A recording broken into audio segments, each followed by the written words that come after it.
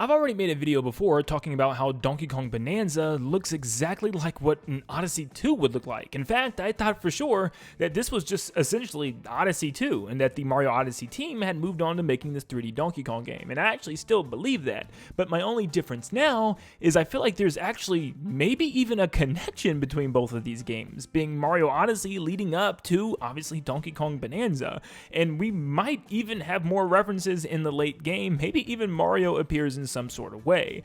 But let me tell you why I feel like Donkey Kong Bonanza is a direct follow-up to Super Mario Odyssey and how much Mario Odyssey code is actually put into this game. A couple things before we get started. Thank you so much for tuning in. Almost 500 of you guys subscribed the other day. Thank you so much. We are trying to reach our goal of 400,000 subscribers right now, just trying to get to 370,000 very soon. So you can make that happen by leaving a like and subscribing right now. And first, I want to thank today's sponsor, JSO, for sending over a giant crate of their Nintendo Switch 2 accessories. They have tons of new Switch 2 gear and gadgets that you can purchase for yourself today, and let me show you some of them. Here's JSO's brand new clear full cover case set that covers the entire Joy-Con separately and the console itself. But maybe you want something that's more protective of your new console and sturdy, like the protective battle armor case. This will protect your console from any significant drops. Or maybe you need to take it on the go and store it somewhere, so try the shock absorbent storage case where you can just slide your Switch 2 in and take it on the go. But if that's not good enough for you for a portable case, they have tons of other ones as well, like this zip up leather one that has tons of accessories built on the inside, including space to hold games and a little latch to hold your Switch 2 perfectly and comfortably safe inside. Maybe go with something with a little bit more style and sleeker in size. For instance, this is the colorful ultra thin carrying case. So JSO definitely has you covered with multiple ways to protect and carry your Switch 2 to go. Well, maybe you want to take your Switch 2 over your friend's house so you can both play Mario Kart World. Well, they also have a dual pack of racing steering wheels that are made specifically for the Joy-Con 2. That way you guys can play Mario Kart World on your Switch 2 literally anywhere. And there's so many more accessories from JSO that you can purchase as well, including screen protectors, even thumb grips for your Switch 2 Joy-Con sticks,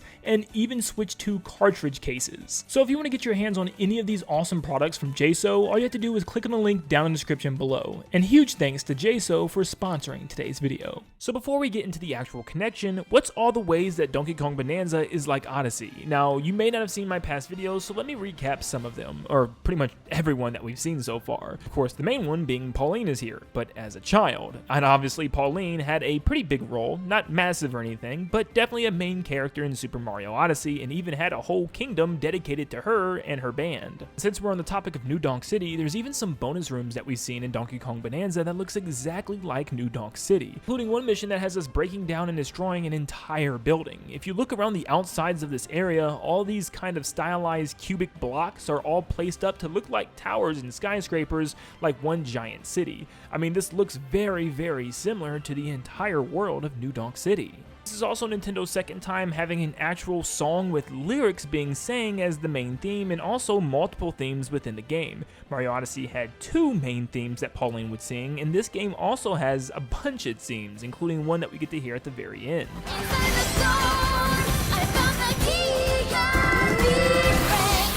Join the powerful Donkey Kong and the talented singer Pauline as they set out on an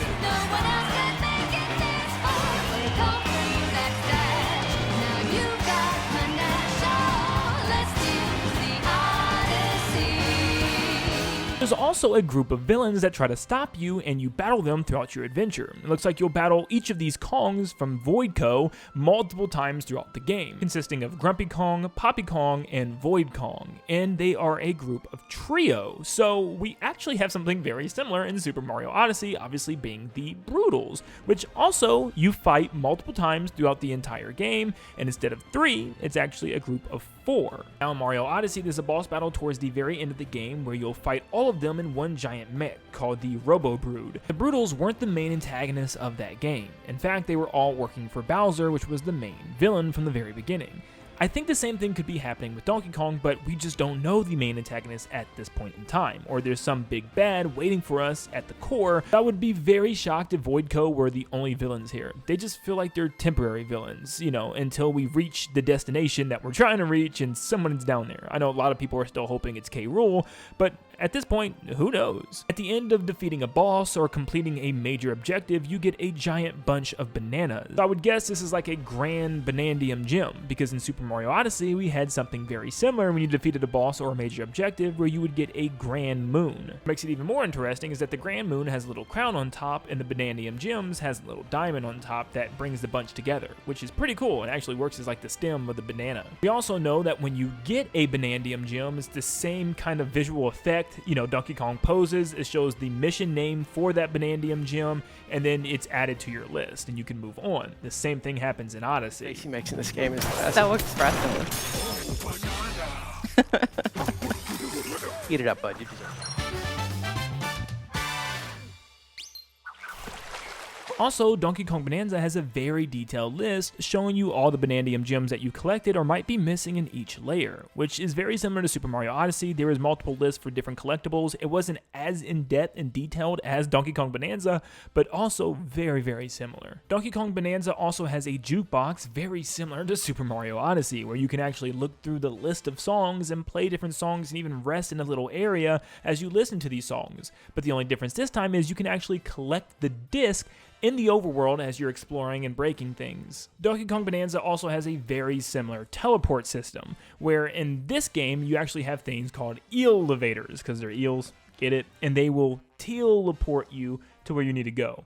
I'm not making these puns, Nintendo did. That's literally what they're called. Teleporters that teleport you to a destination that you click on the map. Now, the same exact thing happens here in Mario Odyssey, where you can actually click a destination that you got a checkpoint flag on the map, and Mario will throw his hat to that destination and just spawn there.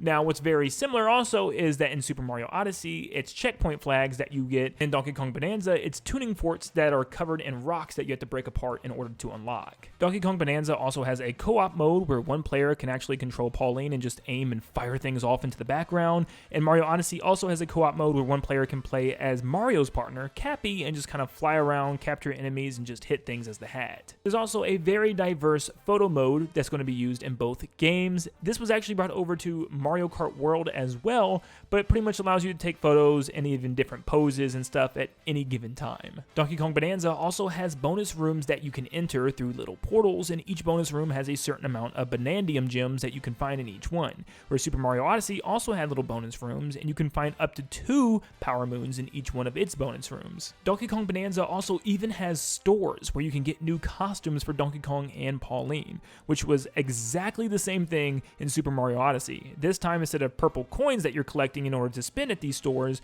you're instead collecting fossils that you can trade in for these cool costumes. And if you really want to go all out and get very technical, Mario Odyssey has captures where Mario can actually turn into different enemies and objects, and Donkey Kong Bananza actually has transformations of his own, where Pauline can sing and he can learn powers of the elders and actually turn into specific elders. For instance, he can turn into a giant gorilla that's angry and bigger than Donkey Kong is now. He can also turn into a zebra that can run on water and sprint very fast, or even an ostrich where he can fly through the air and drop bomb eggs down on the ground below. This isn't exactly like the capture mechanic, it's more a transformation thing that he can do at any given time if he has enough power, but still, it's very similar, and even gives him abilities that are very different than what DK can normally do. There's still probably a bunch more that I'm not even mentioning here, including Donkey Kong's moveset, which is extremely acrobatic like Odyssey's, where Mario could roll, dive, and even wall jump and backflip, and Donkey Kong has very similar moves where he can also roll, flip, and jump. So it's very Odyssey coded, and I'm sure you're like, okay, Nintendo Land, we get it. Donkey Kong Bananza is very similar to Super Mario Odyssey. There's so much of its code running right through it, and the DNA is just evidently there. So what does this have to do with this actually being a direct sequel? Well, yesterday I made a video talking about theories with Pauline and why she's even a child in this game, and I came upon about 6 different theories that this could actually be. Being a prequel, a new origin story, time travel, multiversal travel, there's some sort of curse on her, or maybe she is a clone or duplication. And through all of those, it seems like the most likely thing here is she's probably either some type of different version of Pauline from a different universe, or she's the Pauline that we know and love, and for some reason has been shrunken into a child and lost her memories of Donkey Kong. It's hard to say, but a lot of people are leaning towards the idea that maybe she was kidnapped from above and actually cursed to be a child and then cursed to be Odyssey. Rod Rock. Something that actually a lot of people have been bringing up and makes a lot of sense is Pauline's clothing. It looks all ragged and torn and just adjusted to actually fit her, as if the clothes before didn't fit her. She's not wearing any shoes, which is very strange. Her jeans seem to be very baggy as they're scrunched all the way up, and her dress seems to have been ripped off from the bottom. So maybe she was in her adult form before she got shrunken down into a child, but it still doesn't explain why she wouldn't remember DK, because she's always seeming very confused as to who he is in the very beginning, unless they're hiding something from us, unless she does know and they just haven't shown us that dialogue, or unless there's some type of memory wipe, or like she forgets or something. Like I said, I made an entire video going through the possibilities the other day, so you can definitely go check that out if you would like. But I do feel like this could be some type of Odyssey connection. With the game being so similar and probably the same Odyssey team working on this game, it wouldn't surprise me if, yeah, it's more than just the DNA coming over. In fact, this could be a direct sequel. Going back to that Odyssey celebration, it almost felt like Pauline was celebrating Donkey Kong. You know, made a whole obstacle course based off the classic arcade game, and even had a classic 8-bit Donkey Kong to tackle at the very end of that obstacle course. Why would she do that if she hated Donkey Kong? Why would she do that if Donkey Kong actually had been kidnapping her this whole time in all the Mario vs. Donkey Kong games and the original game, and Mario was the one that saved her? It seems like she's fond of Mario, but also of Donkey Kong. I mean, it's called New Donk City, and almost every single street name is referencing some type of Donkey Kong character or Donkey Kong Country's past. Mario Odyssey also even played with the idea of breaking through structures as you captured Bowser at the very end of the game, and it also played Pauline's second song in this game, being Break Free.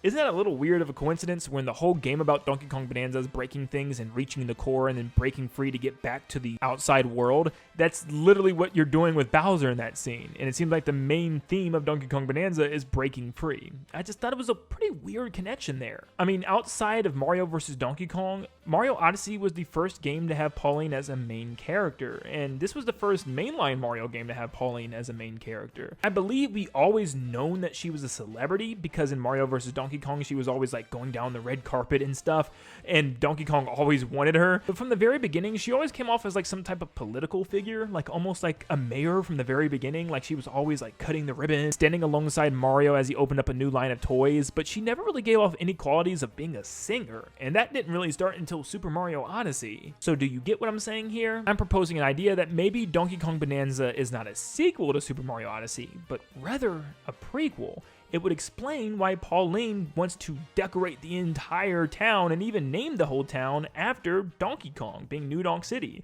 Why she wants to hold a festival where it plays a song with multiple cameos to Donkey Kong. Maybe this game is about the past that they've had and the struggles that they had to get along after Donkey Kong had kidnapped her multiple times. So maybe in her child form, this is a way for them two to get along and learn about each other and know each other better. And then they become the bestest of friends at the very end. Once she gets back into her adult body, she makes it a goal of hers to actually build a kind of whole shrine or whole city dedicated to Donkey Kong. Then of course the events of Super Mario Odyssey would follow afterwards within the timeline. I know Mario games and Mario Universe games don't necessarily have a timeline per se.